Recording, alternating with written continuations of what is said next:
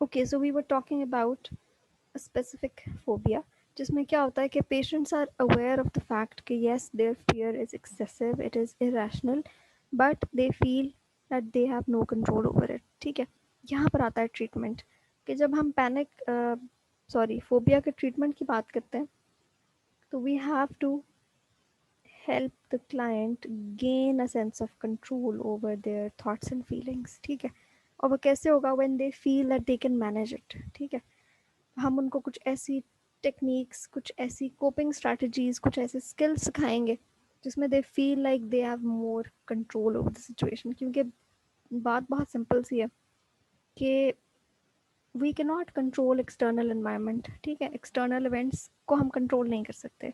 The only thing that we do have 100% control over is how we react. ठीक है, how we respond, how we perceive, and how we react to a particular situation that is in our control. ठीक है, और हमने इसी चीज़ को strengthen करना है। होता ये है कि जब आप पैनिक, फोबिया, एंग्जाइटी का शिकार होते हैं तो आपको लगता है कि you have lost that control. ठीक है, आपको लगता है, फोकस ऑन लगता, एक्चुअली में you have not lost control. It's just that the fear and anxiety is so overwhelming कि वो जो आपकी नेचुरल कोपिंग स्किल्स हैं वो सब ड्यू हो गई हैं। ठीक है, तो उनको बेहतर करने के लिए, उनको एनहांस करने के लिए अ trained therapist or a clinical psychologist is going to work with you, ताकि आपका जो सेंस ऑफ कंट्रोल है वो वापस आ जाए। ठीक है, ओके। फोबिक डिसऑर्डर या स्पेसिफिक फोबिया में there is an entire list which you can find online. बहुत सारे फोबियाज हैं, सबके तो शायद मुझे नाम भी ना आते हों, but as an example it could be a fear of spiders, fear of lizards, fear of insects, fear of blood, fear of injections, fear of flying, fear of heights, बेशुमार। ठीक है, और इन सब का जनरल जो एक कोर्स है या जनरल अगर हम फीचर्स की बात करें तो वो यही है जो मैंने आपसे डिस्कस किए। ठीक है, सो लेट्स मूव ऑन।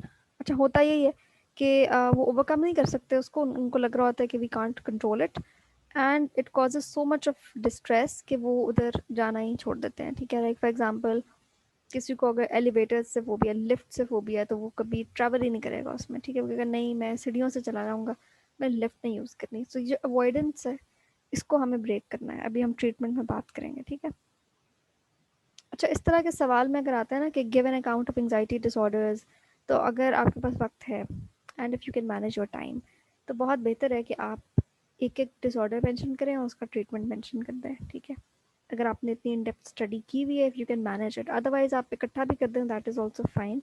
या आप ये करें कि जब ट्रीटमेंट की बात करें तो उधर डिसऑर्डर्स मेंशन करते जाएं साथ साथ। ठीक है, so that will create an edge. अच्छा जी, सोशल एंग्जाइटी, जैसा कि नाम से जाहिर है, ऐसी एंग्जाइटी जो सोशल सिचुएशंस में प्रोवोक होती है। ठीक है, तो व्हाट हैपेंस इज कि जो लोग सोशली एंक्शस होते हैं, they feel embarrassed, they feel humiliated in public. उन्हें लगता है कि लोग हमें देख रहे हैं, लोग हमें जज कर रहे हैं, लोग हमारा मजाक उड़ा रहे हैं। ठीक है, तो बेसिकली उन्हें लग रहा होता है कि इर्द गिर्द के लोग बहुत बेले हैं और उनके ऊपर कमेंट कर रहे हैं, उन्हें देख के हंस रहे हैं। अच्छा, अक्सर ऐसे होता है कि हम कहीं बैठे हों, कोई दो लोग बात करके स्माइल करें, हमें लगता है कि हमारे बारे में तो नहीं बात कर रहे थे। तो अगेन ये तो एक ट्रांजिएंट थॉट है। आई वुडेंट से कि this is a socially anxious behaviour और सोशल एंग्जाइटी। अभी हम देखते हैं कि उसमें क्या प्रॉब्लम्स आती हैं। So a person who has this disorder, they will feel significant anxiety when they are in some sort of a social situation. ठीक है, जहाँ पे उन्हें इंटरेक्ट करना पड़े, बोलना पड़े, ख़ास तौर पे पब्लिक के सामने जाके पब्लिक स्पीकिंग करनी पड़े, इंटरव्यूज़ में जाना पड़े, एक स्ट्रेंजर्स के सामने बात करनी पड़े, तो दे फील सोशली एंक्शस। ठीक है, अच्छा, ये डिसऑर्डर ऐसा है विच कैन मैनिफेस्ट, या इसका जो ऑनसेट है, ऑनसेट का मतलब कि शुरू कब हुआ था ये। ठीक है, तो हो सकता है इसका ऑनसेट चाइल्डहुड में हो। ठीक है, अ lot of children experience social anxiety, खास तौर पे जब वो स्कूल जाना शुरू करते हैं, या अगर वो इवन घर पे भी हों, तो शायनेस के साथ भी हम इसको मिला देते हैं कई दफ़ा पेरेंट्स से कि नहीं ये बहुत शाय है। तो वी नीड टू अंडरस्टैंड कि क्या वो शाइनेस है या वो सोशल एंग्जाइटी है, वो क्या है। ठीक है, so it needs to be clarified.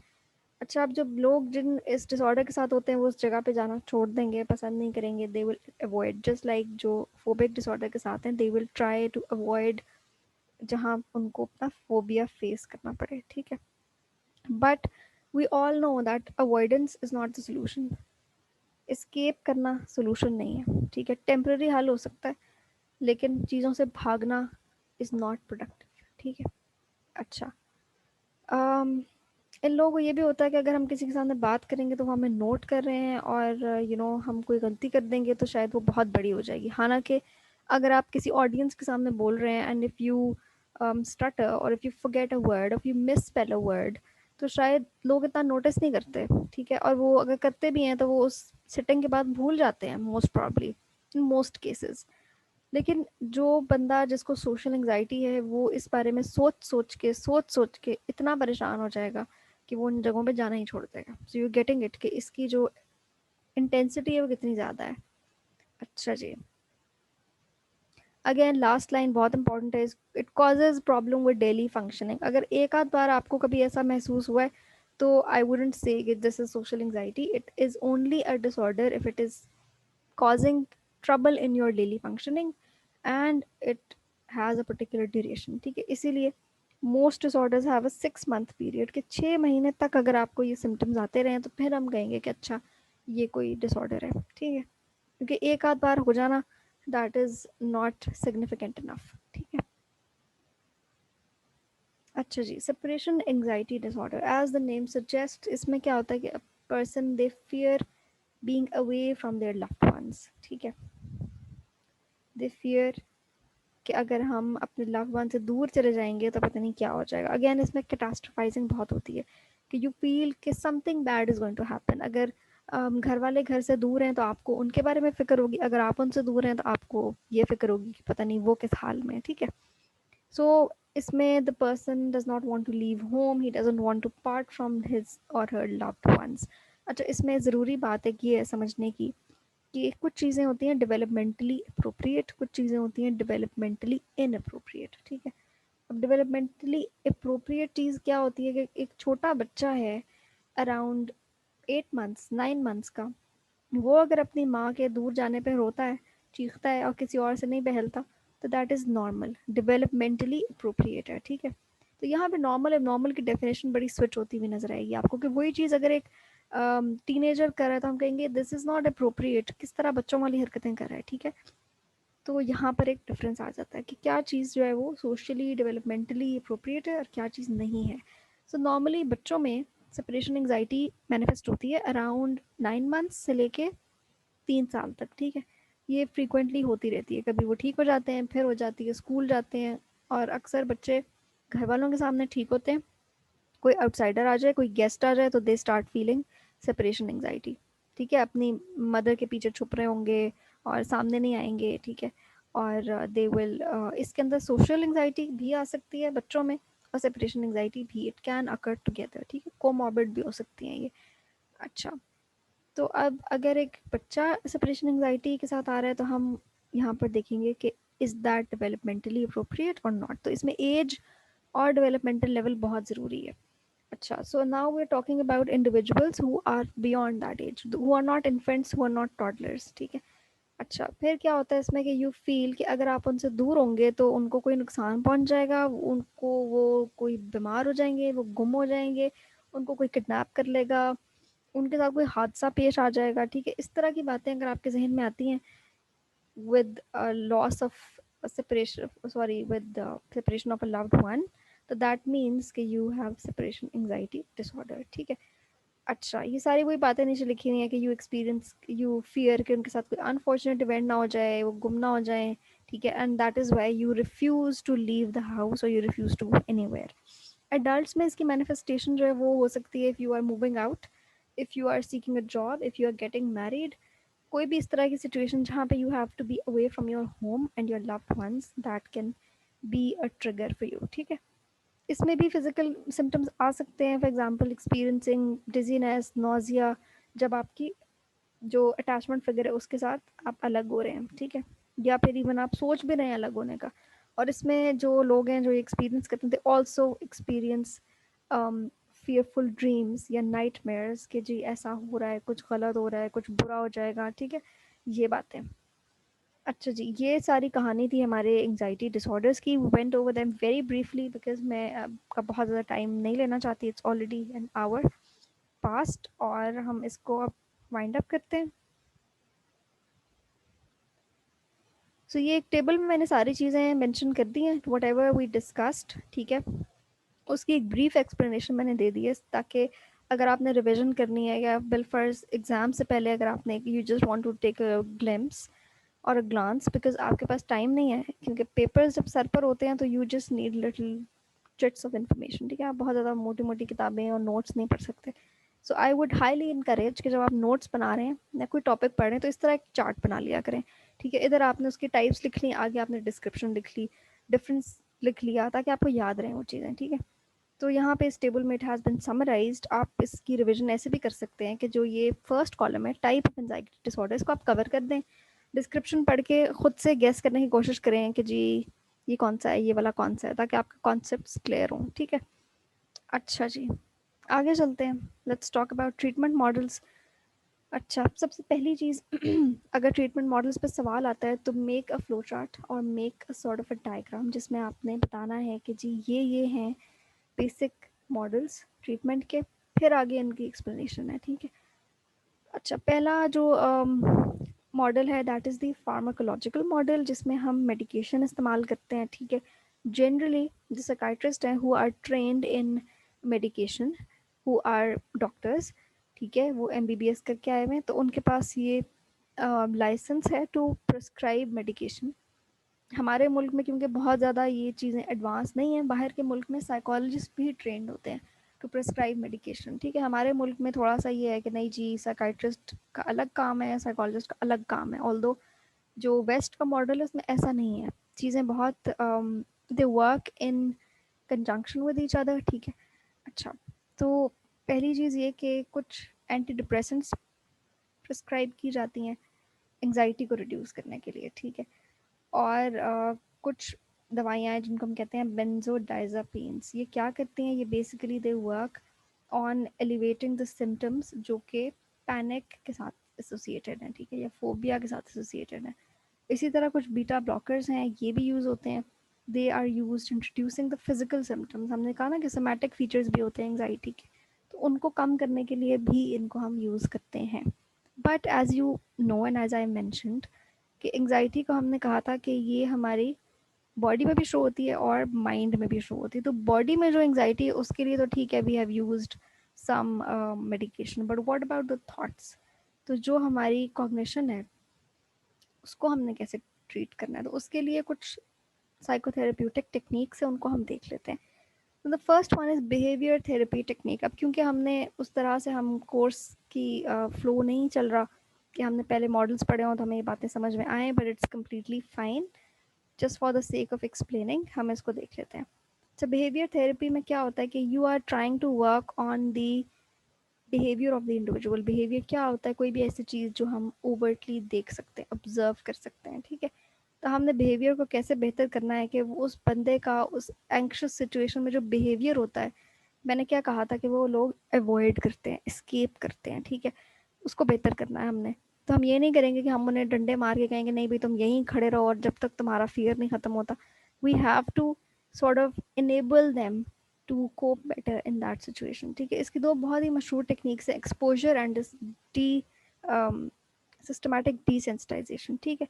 ये दोनों टेक्निक्स बहुत मिलती जुलती हैं। एक्सपोजर में ये होता है कि you assist them to face that fear in a very safe environment, ठीक है। आप उनको पहले प्रिपेयर करते हैं कि जी ऐसे ऐसे है and you will be going there and nothing will happen. जैसे for example if a person is afraid of lifts, तो हम उसको मॉल ले जाएंगे, हम चाहिए लिफ्ट है, देखो लोग इसमें जा रहे हैं और तुम भी जाओ, ठीक है। एंड when एक दफ़ा जाएगा दूसरी दफ़ा जाएगा, but since the therapist will equip them with certain tools, तो वो he'll be able to manage it, ठीक है। सिस्टमैटिक डिसेंसिटाइजेशन भी एक्सपोजर की ही एक फॉर्म है, लेकिन इसमें एक तो ये कि हम उसको स्टेप वाइज ब्रेक कर देते हैं स्मॉल चंक्स में, ठीक है।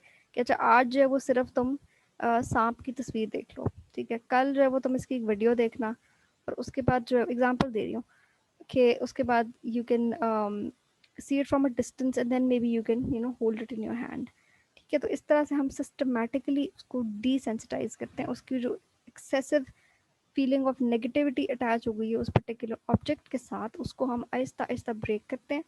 और इसमें हम उसको साथ साथ रिलैक्स होना भी सिखाते हैं कि अच्छा ठीक है, अगर सिर्फ तस्वीर देख के ही तुम्हें पैनिक फील हो रहा है या एंक्शस फील हो रहा है तो this is how you deal with it, ठीक है। उसको हम कुछ रिलैक्सेशन टेक्निक्स भी सिखाते हैं, आगे जाके हम उनकी बात करते हैं। अच्छा, ऐसा भी नहीं होता कि हम सिर्फ कोई एक मोड ऑफ ट्रीटमेंट इस्तेमाल करते हैं। जो ज़्यादातर ट्रीटमेंट मॉडल्स हैं, या जो आप कह सकते हैं कि ट्रीटमेंट प्लानिंग है, that is basically eclectic. Eclectic क्या होता है कि you use multiple techniques which suit that individual, ठीक है। या इसको हम होलिस्टिक मॉडल भी कहते हैं, इंटीग्रेटिव मॉडल भी कहते हैं, कि हम सिर्फ ये नहीं करेंगे नहीं जी हम तो एक ही लाइन ऑफ ट्रीटमेंट लेके चलेंगे। हो सकता है पहले उसको मेडिकेशन की ज़रूरत हो ताकि वो थोड़ा नॉर्मल हो, कि हमारी बात एटलीस्ट समझ सके, सुन सके, ठीक है। क्योंकि फिजिकल सिम्टम्स तो बहुत ज़रूरी है ना टैकल करना। उसके बाद जब वो फिजिकली बेहतर फील कर रहा है तो हम उसकी कॉग्निटिव सिम्टम्स पे काम करेंगे, ठीक है। अच्छा, ये बात हो गई। फिर कॉग्निटिव बिहेवियरल थेरेपी, इसमें क्या होता है कि as the name suggest we are working on his thought pattern. हमने बात की थी कि एंग्जाइटी में एक्सेसिव थॉट्स होती हैं, तो वो कौन सी ऐसी थॉट्स हैं जो एंग्जाइटी प्रोड्यूस करी हैं, हम बैठ के उन पे काम करेंगे। We will list them down, we will try to identify कि इनमें से कौन सी जो है वो एरोनियस हैं, गलत हैं, डिस्टॉर्टेड हैं, और ये हमें प्रॉब्लम क्रिएट करी है। For example, there is a party at a friends place, और एक बंदा जो हेल्दी है वो कहता है कि अच्छा मैं पार्टी में जाऊँगा, बहुत मज़ा आएगा, I will make new friends, I will have a good time. दूसरा बंदा जो कि एंक्शस है, मे बी वो सोशली एंक्शस है, या उसको जनरलाइज्ड एंग्जाइटी है, वो क्या सोच रहा है कि यार मैं जाऊँगा, पता नहीं क्या होगा, लोग मुझे देख के हंसेंगे और मुझसे बात नहीं होगी, और वहाँ जाऊँगा तो पता नहीं कैसे लोग आए होंगे, ठीक है। So this person is suffering from a maladaptive thought pattern. तो हमने बैठ के उसके साथ इस पे काम करना है कि भाई तुम्हारे पास क्या प्रूफ है कि तुम वहाँ जाओगे और वहाँ कोई स्टूपिड हरकत हो जाएगी, या लोग तुम्हें देख रहे होंगे। लोगों के पास इतना वक्त नहीं होता, ठीक है, लोग तुम्हें क्यों देखेंगे। So we try and challenge that negative thought, वो क्यों अकर हो रही है, उसके पीछे क्या रैशनैलिटी है। We will try to make that negative thought a little more rational. जैसे हमने कहा कि एंग्जाइटी के अंदर इरेशनल फियर होता है, तो हम उस इरेशनल को रैशनल में बदलने की कोशिश करेंगे, ठीक है। अच्छा, चौथी चीज़ आ जाती है माइंडफुलनेस ट्रेनिंग। आजकल दिस इज़ अ बज़वर्ड, बहुत ज़्यादा आपको ये नज़र आएगा इंटरनेट पे, लोग इसके बारे में बात करें। माइंडफुलनेस, माइंडफुलनेस ये क्या होती है? Being mindful means that you are in this present moment. मैंने जैसे बात की कि anxiety is about the future, ठीक है। आप एंटिसिपेट कर रहे हैं किसी चीज़ को जो भी हुई नहीं है, but you are basically thinking about it, ठीक है। यू क्रिएटेड इट, आपने इमेजिन कर लिया उसको कि वो चीज़ ऐसे थी और ऐसे हो गई और ये सब कुछ हो गया, ठीक है। So mindfulness means that you are being brought back to the present moment, because सिर्फ प्रेजेंट मोमेंट ही है जो हमारे पास है, ठीक है। ना गुजरा वाला वक्त वापस आ सकता है, और आने वाले वक्त का तो किसी को नहीं पता, ठीक है। तो माइंडफुलनेस ट्रेनिंग में the therapist or the trainer, they assist you in enjoying the here and now. Here and now एक का एक कॉन्सेप्ट है कि अभी इस लम्हे में क्या कुछ हो रहा है, what can we feel, what can we hear, what is going on around us, we need to cherish that, हमें उसको लिव इन करना है। माइंडफुलनेस में दो तीन चीज़ें ये भी होती हैं कि आप एक काम कर रहे हैं अगर, तो आपने ये नहीं करना कि आप साथ साथ खा रहे हैं, साथ साथ फ़ोन भी सुन रहे हैं, साथ साथ टीवी भी देख रहे हैं। No, be mindful, you have to pay attention to that particular moment, ठीक है। उसको सेवर करें। अगर कुछ खा रहे हैं तो और कुछ नहीं करना, you need to feel the texture of the food, you need to enjoy that, ठीक है। सो ये एक ट्रेनिंग होती है जिसमें you become more aware of the present. अक्सर ऐसा होता है कि हम खाना खा रहे हैं बट सोच कुछ और रहे हैं, अच्छा पता नहीं अगले हफ्ते फलां मीटिंग है, अच्छा ये चीज़ कैसे होगी, अच्छा टीवी देख रहे हैं, सोचें कहीं और है, you know, this happens to a lot of us. तो ये हम सब इसके कल्प्रिट्स हैं। तो mindfulness training is extremely effective and important in people who have generalised anxiety, ठीक है।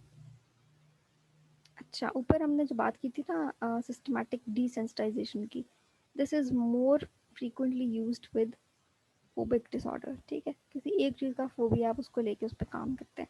और जो cognitive behavioural therapy which is commonly known as CBT, CBT जो है वो तकरीबन सारे एंग्जाइटी डिसऑर्डर्स के लिए इफेक्टिव है और काफ़ी ज़्यादा पॉपुलर भी है, ठीक है। अच्छा, अब क्या आ गया, हमने बात की थी कि एंग्जाइटी में कुछ सोमैटिक सिम्टम्स भी होती हैं, और जैसे हमने कहा कि सिस्टमैटिक डिसेंसिटाइजेशन के अंदर we also need to teach them how to relax, ठीक है।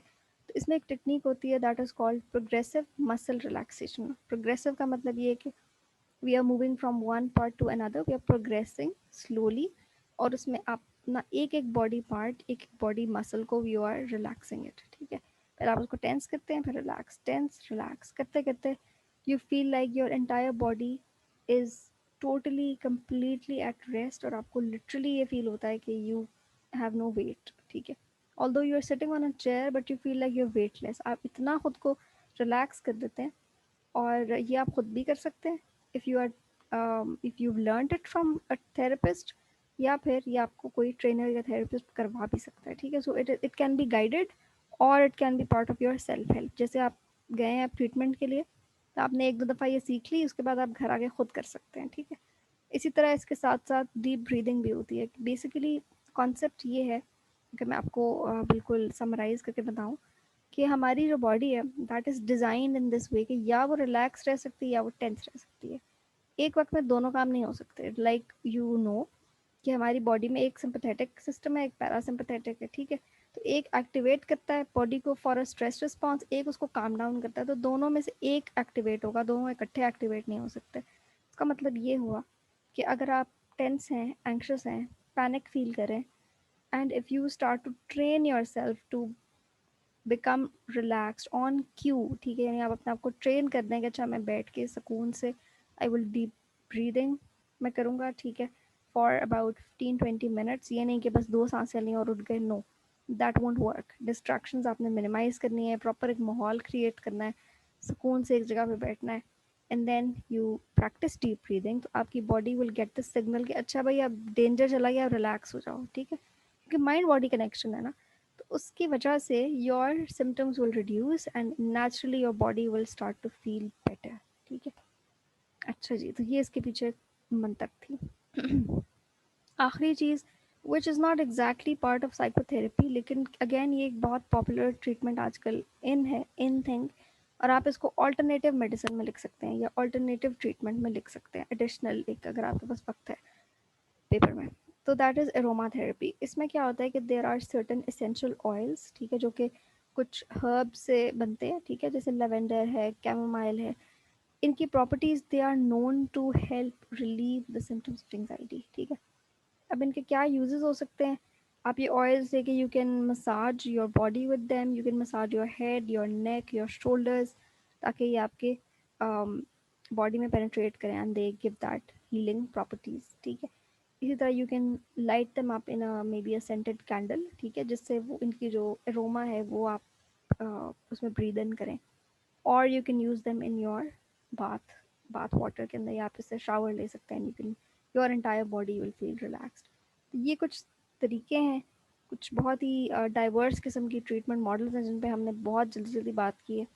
सो इंशाल्लाह when you join this session, तो हम फिर डिटेल में इन चीज़ों को पढ़ेंगे, ख़ास तौर पे when we talk about abnormal behaviour and clinical psychology का जो हमारा एक चैप्टर है, ठीक हो गया। So this is it from my side. अब आप लोगों के कुछ कमेंट्स हों, क्वेश्चंस हों, तो you are more than welcome.